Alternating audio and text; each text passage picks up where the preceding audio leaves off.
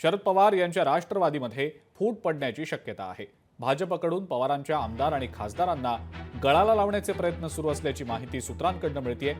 विलीनीकरणाच्या पर्यायाची सुद्धा भाजप चाचपणी करत असल्याचं समजतंय। शरद पवारांच्या राष्ट्रवादीतील आमदार खासदारांना राष्ट्रवादी किंवा भाजपात प्रवेश देण्याबाबतची चाचपणी सुद्धा सुरू असल्याची माहिती सूत्रांनी दिली आहे।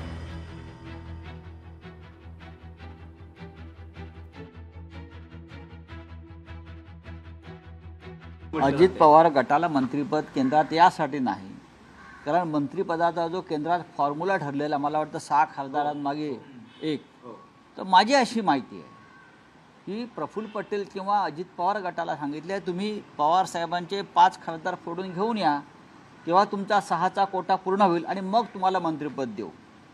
यासाठी पवार साहेबांच्या पक्षाचे पवार साहेबांनी कष्टाने निवडून आणलेले खासदार, वयाच्या 84व्या वर्षी जीवाचं रान करून त्यांनी खासदार निवडून आणले आणि हे लोक त्यांचा पक्ष खासदार फोडतायत।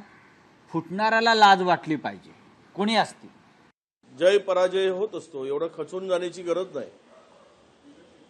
मला संजय राऊतांच्या एकूण देहबोलीतून वागण्यातून थोडासा फ्रस्ट्रेशन आल्यासारखं मला त्यांच्या बोलण्यातून दिसते आणि कदाचित ह्या निराशेपोटी त्यांनी एकलक्षाचा नारा दिला असेल।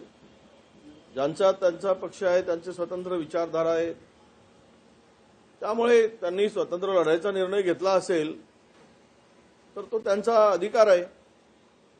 आघाडी म्हणून आम्ही एकत्रित लढण्यासाठी तयार आहोत, परंतु संजय राऊतांच्या भूमिकेच्या संदर्भात एकदा स्पष्टता आली की मग आम्ही आमचा निर्णय घेऊ। लोकशाही मराठी ऐका, पहा, जागरूक रहा।